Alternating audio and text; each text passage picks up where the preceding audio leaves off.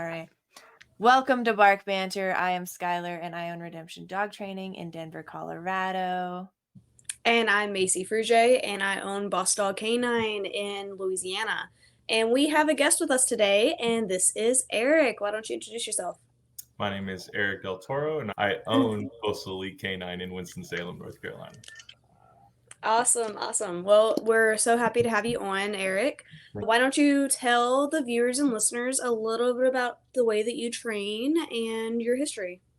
Yeah, so I started at a franchise company. Most people would know them. It's Off Leash Canine. And I didn't really, I love that I got introduced to dog training, but like any franchise that you go to, PetSmart, anywhere else, you're stuck to their methods. And I wanted to do more. I quickly learned that one method doesn't fit every dog. And so that's kind of where I went to school with you guys. And then obviously we attended the Master Dog Trainer program there. And then shortly after, I started my own business. My style of training is a little bit different.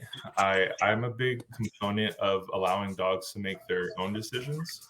So kind of the way I explain it to my clients is I grew up playing sports, and I never, practiced during game time. We always practice during the week, and it's a bunch of different things, fourth and long, red zone plays like that, so that if anything occurred in game time, I was ready for it. I tackle training very similar. I don't really ask my dogs to do much. I don't put them in obedience commands. An example of that is a lot of people stop and they talk to me when I'm out in public. I do a lot of distraction training, so I'm always out in public. And if somebody talks to me, my only concern is that my dog doesn't jump on them. I don't do anything else. If the dog does jump on them, I'm there to correct that behavior. If they don't, then I'm there to reward certain behaviors. So if they decide to pace around, I'm not going to reward it. If they sit or lay down, I start to reward it. If they get up, I just stop rewarding. And what initially happens is that it just forms a habit. And so now they kind of put two and two together. When Eric talks to a stranger, I sit because anything else that I've done got a correction. And the only thing I've ever been paid for is a sit or a down. So that's kind of my style of training. I just allow the dog to make decisions. I don't really do much, correcting, or I'm sorry, much like putting them in obedience commands. I mean, it's just kind of just like self-discovery type stuff. Awesome. Like Thank that. you for that little intro. That's Yeah, awesome. for sure. All right. Yeah, it's drama time. What is your drama? I had a pretty good dog fight I know you guys know I have Zoo, who's somewhere. Where are you at? She's somewhere here. She's my aggressive dog. She's one of the dogs that kind of was given to me by a client, and by given, I mean like shoved onto me. I didn't want her. But she's aggressive towards men, women, children, other dogs, everything. I've had her for about a year now, and we've had significant progress. Unfortunately, me and my wife have gotten a little too comfortable with her. She's been amongst our pack for a good while now. I have 6 personal dogs, and she has done flawlessly. But we're always around, and we always keep an eye on her. And you guys know dogs like that. You need. Yeah. My wife had gone to do something in the room, and I was downstairs, and there she is. And nobody was paying attention to her. And so I couldn't even tell you how it started. I don't even know why it started. But her and Jackson, who is my baby, got into a really good one. And I had to run upstairs and choke both of them off of each other. Jackson has 2 puncture wounds in his left arm, a puncture wound in his right arm, and Zoo over there almost had her ear ripped off. She's got a nice gash behind her ear. It's pretty good size. So it was blood everywhere. It was messy. Jackson is still limping. Got to a point where he's an 80-pound shepherd, and I was trying to carry him downstairs to go to the bathroom because he can't. And it's icy outside, and I slipped with this 80-pound dog, rolled my ankle, and rolled down the stairs with him. So I injured myself in the process too. It's probably about 3 days ago. So it's just been a mess in my house. Everyone's recuperating. We're all trying to heal up, and obviously they're separated, and we're kind of working backwards. But now we got a lot more work to do. Yeah. So how did that affect your dynamic? Is there some? Well, it's one of those things where you get comfortable, and you make so much progress in a year, and you'd like to think that you fix it, but when it comes to dogs like this, that's not how that works. How they are. Yeah, it's how she is. Yeah. And if she's around, I trust her fully, but she will never ever not have my eye off of her. If Hannah's not available to watch her, then she's coming down to the room with me. It's just you have to maintain these dogs. You can't ever just trust them and act like they're golden retrievers, because she's not. She's a great dog, but that trust it will never be there, unfortunately. But that doesn't mean that her life has to suck. It just means that I have to be more mindful. Absolutely, yeah. So, how would you go about, tell the viewers, like, how do you go about breaking up a dog fight like that? Oh, you Yes, gotta choke them. that's a great one. And so in this case, I think it'd be a perfect thing for people to kind of hear, because Zoo didn't have anything on her. Jackson had taken her collar and her bandana off, so there's nothing for her to get choked off of. Obviously, it's not ideal. You want to stay away from the sharp end, but choking is by far the best method to do. So I had grabbed, and I was alone. Hannah was trying to get the other 4 dogs in here. And so I had already choked Jackson off because he had his collar on. And Jackson's really good. He lets go immediately. If I tell him off, he will disengage from a dog fight every single time. So he already disengaged, but Zoo was shaking his leg. And Hannah finally had come out and grab Jackson.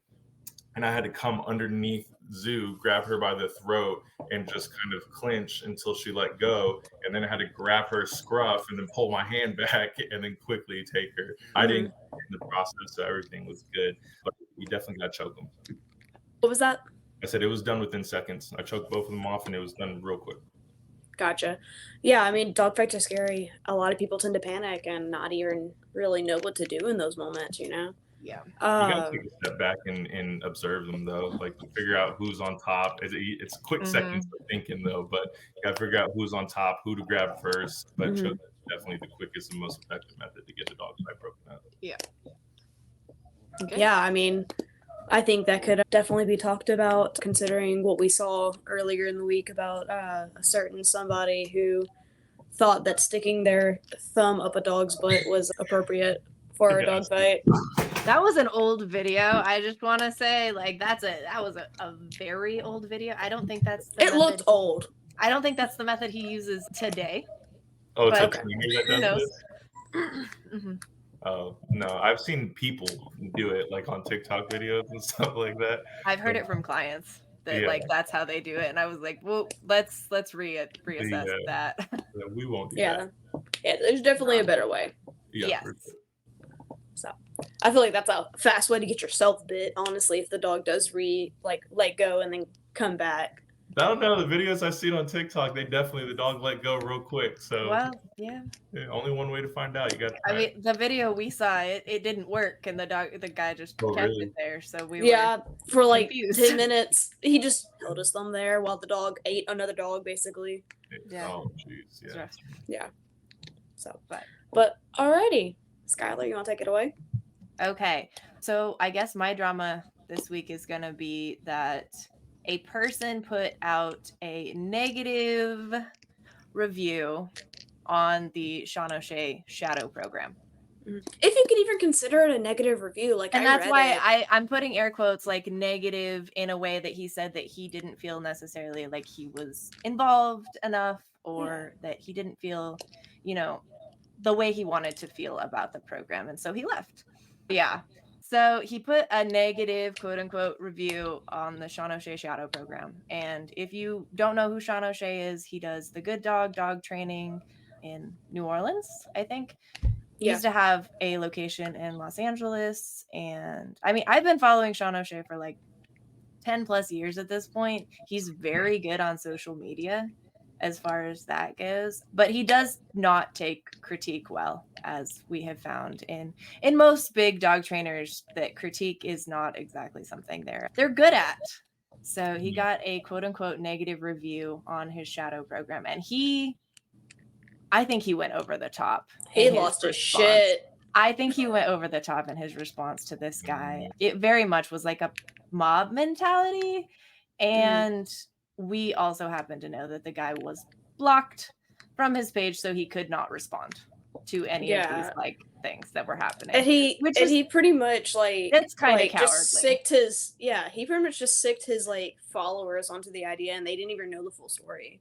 Yeah, got one side of it. Well, there is that, and that is kind of the other person's fault. He did only put some of the stuff in the review, but yeah, I thought it was kind of cowardly to just kind of like block him and then have all of his followers be like kind of assholes about it. I'm not going to judge Sean O'Shea's training in this particular thing. I don't know him. I haven't seen his training other than on social media. So I don't really care as long as it works and he's not out there, leaving dogs to die or doing heinous things. Yeah. Well, here's the problem with dog trainers is that they get really upset when people don't agree with their methods. Yeah. And at the same time, every dog trainer puts themselves out there for critique. And there's dog trainers that comment on other dog trainers' pages that don't agree with your methods. And there's random people that comment on your page that don't agree with your methods. I think the best thing that someone's ever told me, and I love it. I just blocked them. I didn't even pay no mind to it. But she told me that I shouldn't be training out in public. And she told me that my treat pouch was on the wrong side. And I was just like, I didn't even know there is a specific side that you There's can't- a specific side you have to put your treat pouch on. Yeah, and I keep my treat pouch right in the middle. Me too. Aggressive dogs, and I'm like, you're not biting me there. So I have a big old treat pouch blocking my junk. So she was happy about that. But people just they comment and they say stupid stuff, and whether it's a previous client, somebody that doesn't know you, or another dog trainer, as being in this industry, you got to just take it with a grain of salt and let it, roll off the shoulder. Yeah, there's a lot of baby trainers out there that like are scared to put themselves out there, or they do put themselves out there and they get very, very upset, and then they lose their confidence. It's so scary. People are so mean. People are so mean. I had a positive trainer comment on my stuff when I first started out. And I feel like we talked about this when we went to school together, but I was terrified to put myself out there. Skylar's helped me, talking at school and stuff, to kind of man up and put myself out there. But I did like once or twice before we even started school. And this positive trainer started commenting on my post, tagging other positive trainers. Saying, look at this dude, and da-da-da-da. And at that time, the only thing I had was like off-leash style stuff on my page. And it was just it's gut-wrenching. I'm like, I don't want to do this. Like, I haven't even started and I'm already getting into that. Yep. Yeah, no. We've all had our fair share of people telling us that we suck or whatever. And it's for the most ridiculous videos. It's never something that I'm like doing that I'm like, yeah, this is kind of controversial. It's like, no, I told people like, please don't pet my dog. And people flipped out. Yeah, it's wild. I mean, I look at that as like, if it's your child, like, don't fucking go just hug my child. I don't fucking know you. Like, I'm just saying that, like, that's one of the biggest videos that I've gotten the most negative comments about, was me being like, hey, if there's a dog out in public, don't just pet it. And people were mad. So mad. Well, people view dogs, especially puppies, as like public property. Oh, yeah. It's tough. I've had vets on dogs, like aggressive dogs, that clearly says do not pet. I clearly have a shirt that says I'm a dog trainer, and Hannah is clearly video recording me working the dog. And they'll just right past me, start petting the dog. I'm like, hey, whoa, chill. This dog's going to bite your hand off. And it's not you don't know this dog. Please don't do that. Yeah. Yeah, no, it's definitely something that like just the general public, like, I think all things should be petted, right? There's a place where I'll bless my dog and give you permission to pet my dog, but it's definitely not every single time. Yeah, I mean, ask. Yeah, ask. Like, the worst thing we're gonna do is like, no, he's training right now. Like, that's it. But anyways, that's definitely that's a big one. You're gonna mess up with a lot of like little Karens and dog moms who think that every dog wants to be petted. Yeah. So I can see that one get negative. I want one. I haven't had one. I haven't had a Karen experience. I've had the male Karen, whatever that is, experience. It's always men. Is it? Dude, so many girl trainers. So many girl trainers literally hate training out in public because of men. Yeah, and it's so funny to me because I worked at Off Leash and it was like primarily female trainers. And I'm looking at it like this is a female dominated industry. And there's a lot of clients that are like, I don't want a female dog trainer. I'm like, you're that tough luck, bud, because this is a female dominated industry. You're gonna find female trainers. Yeah, it definitely is. I said the male trainers are mostly assholes if you do find them. That's real. Yeah, for sure. I try not to. But yeah, no, definitely. I feel like I've gotten a lot of like if I have a big dog out with me, I will literally get so many men just walk up to me like, "That's a pretty dog," and I'm like, "Bro, yeah, I know. Goodbye." Like, it's very creepy. Like, I get very awkward and people just walk up to me. Should try Or that. You should try the ones that are like, "Hey, can you give me a treat?" And you're like, like if you said that to a normal person that's not a dog trainer, it'd be really weird. Why are you saying that to me? "Please don't say that to me. I don't care who you are." Right. I Or correct him for his behavior. or even the ones that will sit there and be like, "Oh, can you train my wife or my husband or my child?" Like I hate get that those. all the time, though. I get that. I feel like everybody gets it. It's just It the most is. irritating Yeah. thing. You're like, "Man, if I could put your kid in a kennel, yeah." I don't mind it. I tell them I give you these training tools, and what you do with them while you're at home is your business. Nothing to do with me. That's funny. All right, so our topic for today is e-collars, and Eric is kind of an expert when it comes to e-collars because of his background, and he has learned a lot more since then.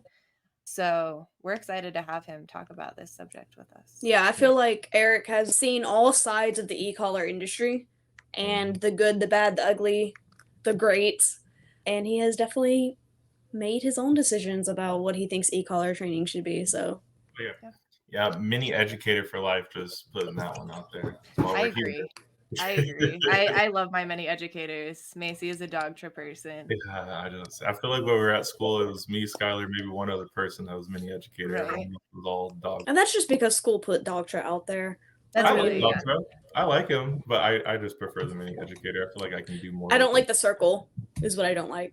You don't have to get a the circle. remote. Yeah, I keep Oh. saying that, not the other remote. I don't know. All right, so Eric, do you use any of the like common like e-collar things? Are you a like low level e-collar person? Are you a correction e-collar person? Are you a Larry Crone person? Are you a Mark Goldberg person? Yeah, I'm kind of like in the middle. So like every dog is different, right? And so I can't sit here and say that I use the e-collar one certain way. I think that's how I started, and we utilize the e-collar one way. I use low level stim, and through off leash we did utilize like an off command, so there would be correctional purposes to it.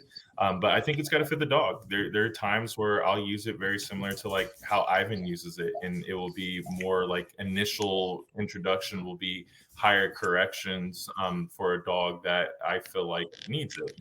And that's a very confident dog that quickly needs a correction. He kind of equates it to like, we're all mammals. We learn similar ways. How many times as a kid are you going to touch a hot stove before you're like, maybe I should not touch that stove again? If you're real stubborn, maybe 2 or 3 times, but it's not going to take much more than that. And so there's dogs that need that. There's dogs that work real well with very low level stim conditioning. My dog is one of those. Jackson is perfect for low level stim, and I've had success with him for the past 6 years with it. So it really just depends on the dog. I'll work continuous, I'll work Nick, I'll work, higher levels if needed, I'll work low levels, I'll use it as an off correction. It really just depends on the dog. I like that. Yeah. Perfect.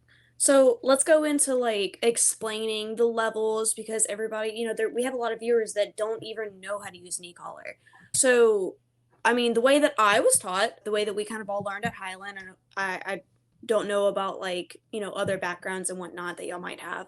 But let's stop for a second. Okay. Macy, your first introduction to e-collar was at Highland, right? No, it was the first introduction I had that I understood. Okay. So both Eric and I had other experience with e-collar. Okay. Yeah, like my first experience with an e-collar was just compulsion. Like just complete correction, and it was like high levels of correction for hunting dogs and whatnot. So that's why I didn't like it. I understand that. I had a similar-ish first introduction to e-collars. It was definitely very corrective as far as that went. I think I started training, 10, 12, 13 years ago. something like that. And that's all we knew, I think, really was like the high level corrections. That's what you do. And it has come so far since then. Oh yeah, for Yeah. sure. I think the funny thing though is that like the way that I learned it was low level stim, but it was Mhm. kind of like a little bit more on the aversive side because we didn't use anything positive. There was no treats involved. There was no reinforcement. I mean, at most we would like pet a dog, but when I first met the dog, day one, I'm putting an e-collar on it, and then it's just stim, stim, stim, stim, stim, stim, stim until it does what I want it to do. Very pressure based, and then it does it, and I'm like, good boy, and I start petting it, and the dog's like, I don't want you to touch me. You just you just put a lot of pressure on me right now. Yeah. So even though I was working low level stim, it was still more on the aversive side, and I feel like something that doesn't really compute to people because they don't know what they're doing, and so they might get the collar and they're like, I'm at a low level, but if you put too much pressure at a low level, it's still aversive. So there's Yeah. definitely a right and wrong way to do it. I mean, and that goes back to the fact that everybody has their own level that they work at. Yeah. You know, like everybody's different. Like I know I'm at a 16. What are you at? 20. Skylar? It depends on which part of my body we are using, as That's we learned in our last dollar episode. On my hand, I'm at a 20. As I was gonna say, on my hand, I'm a 13 or a 14. On my neck, it was about an 8. So Gotcha. Yeah. And that also goes to show that, like, you know, making sure that you have the e-collar in the right position has a difference, you know? But yeah, so I mean, like, for the viewers out there that don't understand like the levels of e-collars, I know dog tread goes up to 127. What does mini educator go up to? 100. Yeah. Okay. So for the people, that's all on the same frequency. Like it's not like it's not that the Doctra is like so much higher. It's just that I have more levels in between the mini educator to be able to like, so like say if 5 on the mini educator is too high for a dog, I can break that up even more on the Doctra and make that be even lower for the dog. So I mean, like that's kind of the difference with the e-collar levels. If you had a collar that is 10, that goes up to 10, guess what? 0 to 1 on most dogs is going to be way too high. And that's just because your level 1 is like a level what would that be on the Doctra? Like 10. a level 10. It's a level 10? It's a pie. pie. So everybody Gotcha. gets the same pie, and however many slices you get, like it's still the same pie. Yeah, so I mean, like on Doctra, like that would be a 10, but like on the collar that only has 10 levels, that would be a 1. Or so I mean, like it the only thing less that you have than a 1 is a 0. Yeah. So I mean, on some dogs that might be way too high. And whenever I On was most dogs, that's too high. That's for most dogs, it absolutely is. Whenever I was working with hunting dogs, like that's the collars we used for was the Doctras that went only up to 10. And it didn't work on most dogs, in my opinion, not the way that it's supposed to anyways. And a lot of dogs, 1 was way too high for them, you know, and there was no lower that I could go. So I'm so glad that I got introduced to the e-collars at a higher level. It's not that it was, oh my God, 127, so much more than a 10. No, it's the same thing. Yeah. So, but anyways, that's my little education rant there for a little bit. Well, also for like other people that are kind of new to e-collar, it's a whole world. So it's not just what you get in your box. And so like, for example, I got a German Shepherd Husky. So that fur is like no joke. The contact points matter too, just as much as the levels that you're utilizing and the equipment that you're utilizing. So I have for him these wingtip contact points, which look way different than the normal contact points that come in your box. Care contact points are just not good enough for him. So these kind of spread his fur out, and I get contact every single time. So if you have different fur dogs, they require different contact points. They require different levels of tightness. They require different levels on the e-collar. Like it's not just like a one size fits all. Sometimes what you get in your box isn't enough. So many more different things that you can get to make your e-collar experience successful. Yeah, I mean, like I personally whenever I first started opening up my business and doing e-collar training, I came across issues with dogs that had way too sensitive skin. They were almost like allergic to that metal, and it was causing like pressure sores so much faster than what it should have caused. Like we're talking 4 hours, and their skin was irritated. And it has nothing to do with the stimulation, you know, it has nothing to do with the actual collar itself. It has to do with the contact points. So she needed different contact points. And we went with, I think, a nickel instead of the platinum. Is it that they normally come in? I think it'd be reversed. I think Yeah, most I dogs was are gonna allergic say. to nickel. Okay, The reverse. ones that come in your box are nickel tips, and then they have the hyperallergenic contact points that you Yeah. can get to. I don't know if Dogtra has different contact points. Again, I'm Mhm. more of definitely a mini educator kind of guy.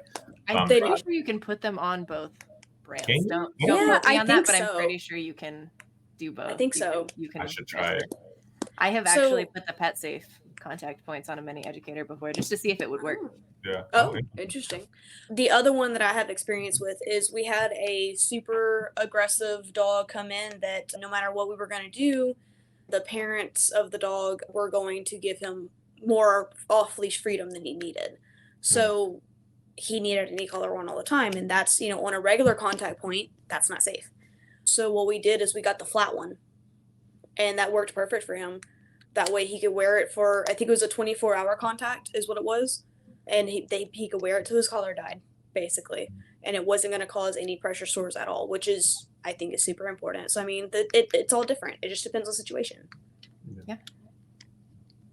I am new to the wings, though. I'm going to have to try. I haven't tried them yet. I've just been introduced to them. The wings are my favorite. My all-time favorite. I'll put them on a short hair dog. Yep, me too. I've never not made contact with wingtip. So what are the wings for? Are they for more contact, or are they like to help the dog wear it longer without having the issue of pressure sores? That's what I was kind of told. Skylar says no. Both. I mean, it spreads the fur. It allows you to make contact way easier. So instead of just being at the contact at the tip, if you hold this whole thing is given stimulation. The whole thing. And so you just make contact easier. I'm getting contact right here, right here, right here, right here, right here. Like it's easy contact. Dogs that are, what's a nice way to say it? Not fat, but like they got chunky rolls. I don't know. You know what I mean? Excess skin. Dogs like that it might be hard to get contact through that excess skin. That helps me with those types of dogs, your bulldogs and stuff like that, your Cane Corsos, things like that, Huskies. So, I mean, even some pit bulls that are just like super stubborn, I've gotten easy contact with those. So again, it's all things that you can play with. There's some dogs that are like super sensitive and I need to have comfort pads on them. And essentially all comfort pads is if you take away the wingtip and you get these 4 little dots, that's essentially what a comfort pad is. Rounded. And some dogs like Great Danes and sensitive short hair dogs, they need those. So really just depends. Yeah, the one I was talking about that had just an allergic reaction to the certain type of metal it first came in, that's what she ended up getting, was a comfort pad. Yeah, and those will be perfectly fine for dogs with allergies. Yeah, the wings, you also don't have to have the collar quite as snug generally. Yeah. Cool. Because it can scoot out way more. So it doesn't need to be like super tight. That's why I have the bungee strap on for Jackson. This is Jackson's collar. I have the bungee strap because I don't need it to be like super tight. And I'm fighting through like 17 coats of fur, so that I make perfect contact with it. Yeah, I personally love the bungee cords. Oh, like the to me, like whenever it comes down to teaching my pet clients how to tighten the collar, I find that the ones that just have the strap are so much like they never get the right fit. Either they're going too tight and the dog is like, uncomfortable, or they're going way too loose and they're not having enough contact. So what I found that worked for me was the bungee cord on the collars is so much easier for the client to get the perfect fit and be comfortable for the dog, because you can go too tight if you really tighten it, but like for the most part, if you just keep it taut and then bring that bungee cord down on it, it conforms to the neck, I find, and it gives like a lot more comfortable fit for most dogs. For sure. For certain clients, for all of my clients, I recommend them get this, but it's like super simple, right? I can adjust it for my client right here. So I already put the size of it for the client. And then the only thing that they have to do is just clip and unclip it. Very simple. And then that bungee right there just allows it to kind of expand as the dog breathes. So it's comfortable. So you never really have to worry about it. If you do start utilizing e-collars and you are working with a trainer, I highly suggest getting a bungee strap, because I think one of the biggest things that clients struggle with is tightness levels. Yeah, for sure.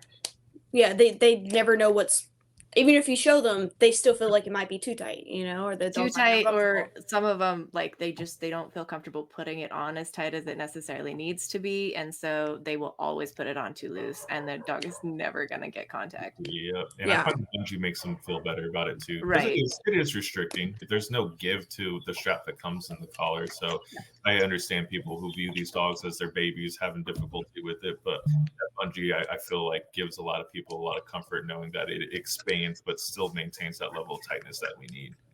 Yeah, definitely. I do like the one that you have. So I have a few clients who have multiple dogs, and the bungee cord that I'm using, I do fear that like if a dog's playing and grabs it, it's gonna tighten it a little too much.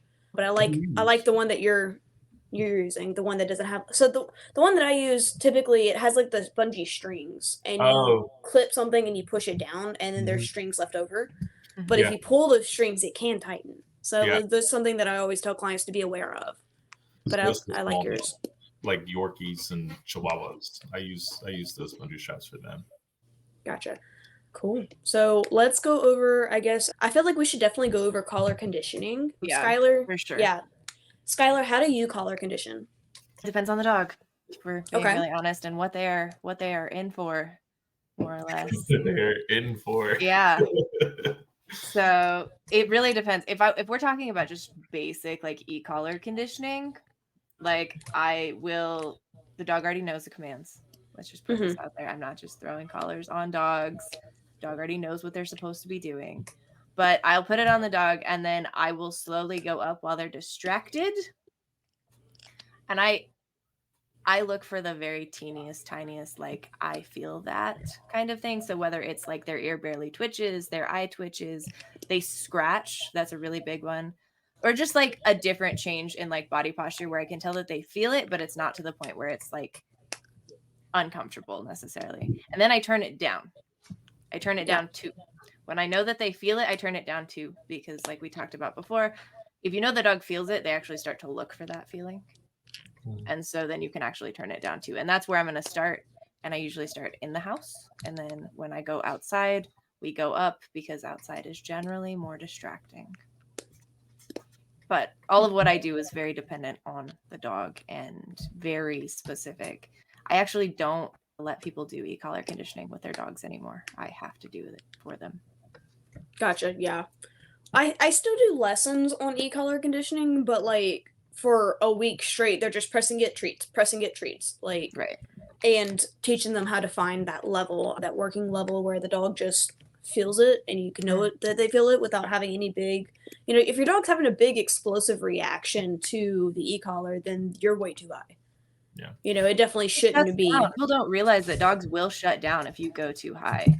Like, dogs Absolutely. will literally just stop, and it could be at, like, a 5, and that Yep. could be too high for a dog, and people don't realize, and they just keep going up because that is what some people tell them to do, Yeah. and that Mhm. could be way too high for your dog. But Yeah. let's also kind of preface it with like, not every dog is an e-collar dog. Like There. Yeah, absolutely. Yes. and I think that's what I learned the most at Off Leash was that this isn't a tool that's for every dog. And I've had a dog that goes to my program, and I'm an e-collar person. I use e-collars for every one of my programs.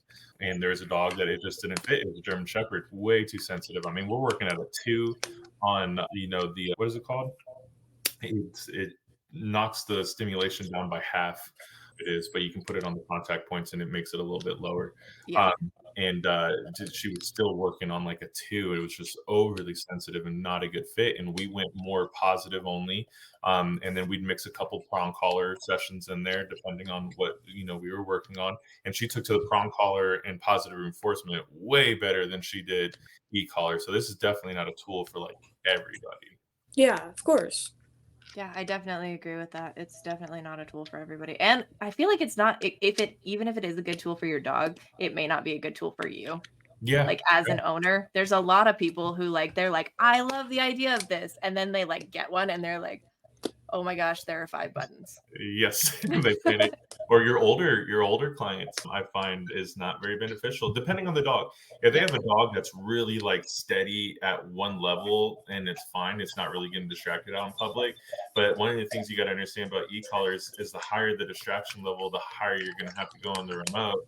And so if Yeah. you have a dog that's constantly getting distracted and you're an 86-year-old woman and your dog's levels are like this, Yeah. it's you're not going to be very successful because it is a timing thing. So I mean, that's nail on the head right there. It's not even for every owner. Like, Yeah. it could be good for your dog, but it's definitely not for every owner. Yeah. Yeah, definitely. I can concur with that. I have had that experience, especially whenever I tried to make it work. I felt like every session I was going over what the buttons were, how to turn it Mhm. on, how to turn it off, like Mhm. constantly. And it's nothing against the older generation, sometimes some people just it's just overwhelming. Yeah. E-collar training and maintaining that training is super complex. It's not something that's just like, oh, press buttons and boom, it works. Like it's not something that is for everyone. So, Eric, are there other ways of e-collar conditioning that you do? I think we pretty much touched on the majority of it. I'm a big component of kind of what Macy said. I like the treats. I'm a big component. I think Larry does that where he kind of like taps and tap and kind of like I like that method a lot. I'll utilize that method. I find that really works well for getting the dog to understand that they feel the sensation and it means come find me. So it's not really something that I always have to yell at the dog and say come, especially when you're doing distance. Being able to just tap and the dog understand like I gotta go find him. I think that's very beneficial because e-collar can get a little tricky in the sense that once your dog is off leash, and it happens to my dog who's been trained for 6 years, if he gets ahead of me and I tap him and I tell him heel, he'll just heel with the dude that's right in front of him that he doesn't even know. I've seen that. Yeah, because he thinks that the dude next to him is telling him to heal. So he hears my voice, he feels it, and he's just like, first person that's closest to me, I'm healing. And he's got a tight heel too, so he just comes and whacks right into. I'm like, I'm sorry. So I find it beneficial to train that way, just so that the dog kind of understands to come search for me. I like to do it that way. I will definitely do it in motion, like doing like a heel command and just kind of, in the house or in the backyard, just kind of changing direction. I think that's the most important thing that a lot of people don't understand too, is kind of to touch on Skylar's point. By the time the e-collar comes in, the dog knows these commands. Like I've Mhm. done strong collar, I've done treats that we've already cleaned everything up. Now it's time for them to get e-collar conditioned for like off leash freedom and stuff like that.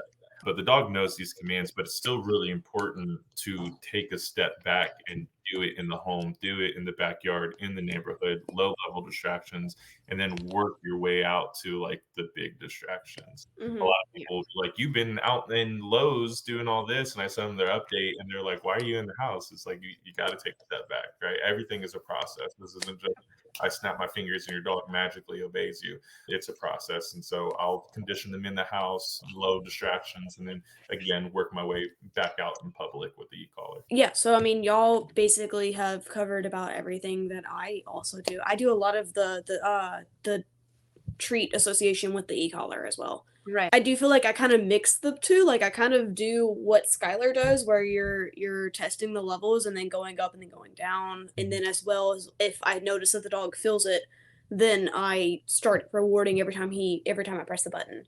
A lot of people, my clients, like, they ask like, "Hey, is the e-collar like a for everything?" And Skylar has her own opinion about whether or not that it is something that you always use. I do find that off leash training with an e-collar, I find like that's a lifestyle thing. The only reason why I feel like that, I feel like it's a safety thing. Like I never want to give my dogs the opportunity to make their own choice. You know, like if they make the wrong choice, that could be the life sentence thing. So I would much rather my clients have their e-collar on if they're doing e-collar training and know for a fact that if the dog decides to go chase a squirrel, you have that full recall on that e-collar, versus a dog that is you're over here like, doing all the other things that you've tried to do with your dog and, it decides to go after the squirrel instead. So, I mean, that's kind of like why I say the e-collar is more like a lifestyle training thing that you're going to be doing with your dog.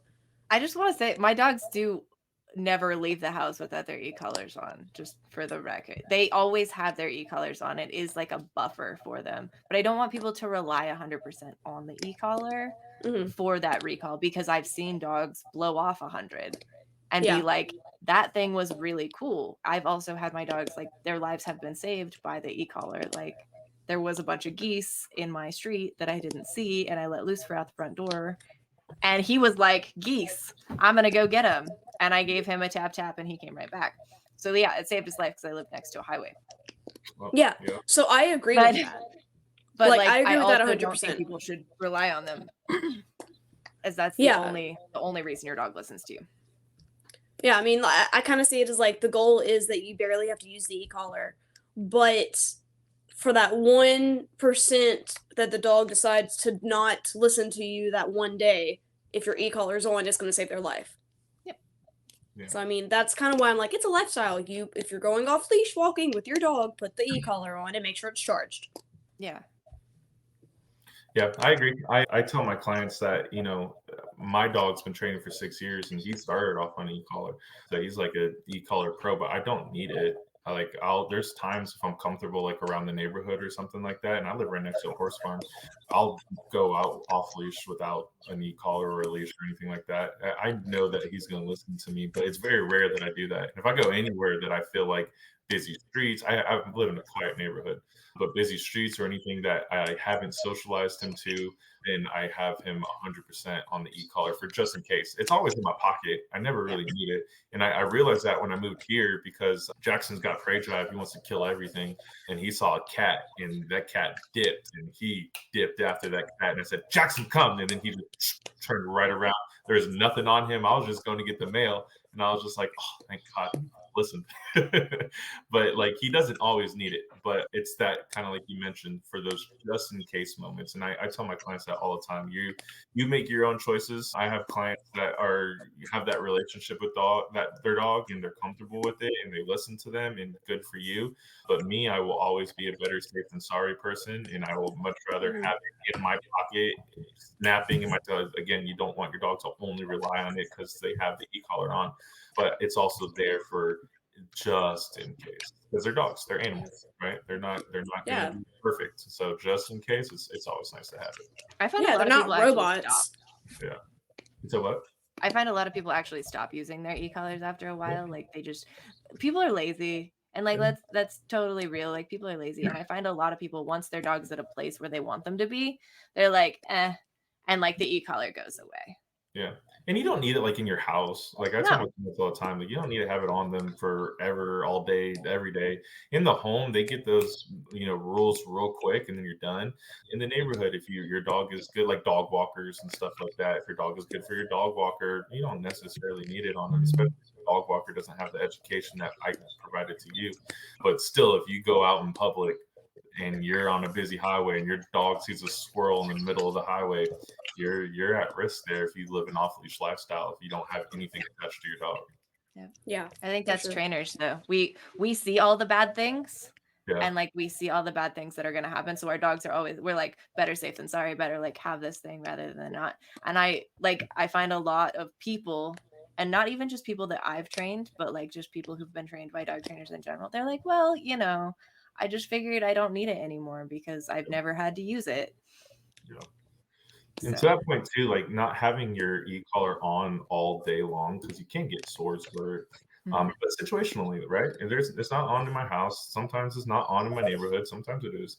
And every single time I go out in public, it's on him. But as soon as we're done, it comes off of him. So at the beginning of learning, definitely have it on for like a good 8 hours a day, if not longer, depending on how the dog is. But once he gets it, it's more of a tool that you just use kind of like a leash, where you put it on your dog to go do something, and then once you're home, your dog isn't walking around the house with a leash all day.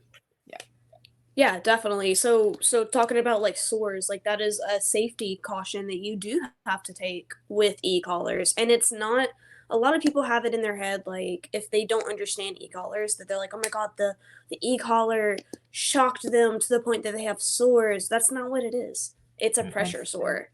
Like I know we have a lot of dog trainers on here that listen in and they understand this, but we also have a lot of clients on here and other dog trainers who don't understand e-collars. And that's what that is. If you left your e-collar on for too long, it's gonna leave a pressure sore, the same as if you left a belt on yourself for 3 days straight. It's gonna rub you raw and it's gonna rub a sore there. So I mean, like, definitely taking breaks with your e-collar and taking it off every few hours is good. You know, rotating it on different sides of the neck where it's not just stuck on one side constantly is a very good safety thing to do. It's also why, like, you should never do e-collar training if you don't understand it, because you need a professional to sit there and tell you, like, hey, don't do this and do this. Yeah. What I tell all my clients is that it's a tool. And just like I can take a hammer and I can build a lot of beautiful things, I can also take that hammer and I can break a lot of fragile things. And dogs are fragile. And I wouldn't sit here and give a child a power tool and be like, here's a chainsaw, go at it. They need proper education, and it's a tool. There's dangers to it, just like anything else.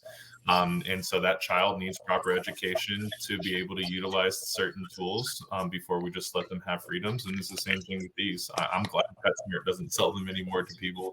And I think people still should, if you do get one, seek out professional help, because again, it's a tool. And if you don't know what you're doing, you can definitely damage your dog, both physically and mentally.